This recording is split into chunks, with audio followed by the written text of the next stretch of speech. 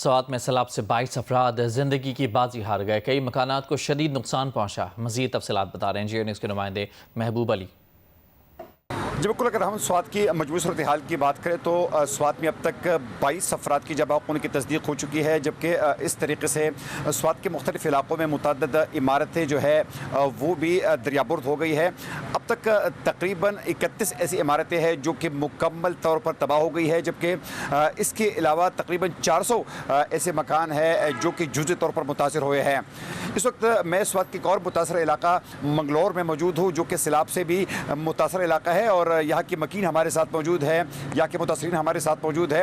उनसे बात करेंगे कि कितना नुकसान हुआ है और अब तक रिलीफ का काम शुरू क्यों नहीं हो सका। रिलीफ तो बिल्कुल नहीं है। लोग आसमान तले ज़मीन पर बैठे हैं, न उनके पास चारपाई है, न उनके पास रज़ाई है, न उनके पास खाने पीने का कोई चीज़ है।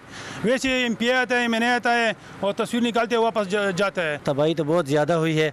ऐसे लोगों की दुकानें जो गिरी हुई हैं, जिन लोगों के बह गए हैं वो तो बह गए हैं, जिन लोगों के उनके दुकानों में जो पानी ठहरा हुआ था, जिनके सामान वगैरह जो सब कुछ ख़राब हो गए हैं, वो इस तरह बेसरो सामान बेसरो मददगार वो इस तरह खड़े हैं। उनके पास कुछ मशीनरी भी नहीं है कि उसकी ये वो मलबा निकालें उनके दुकानों से।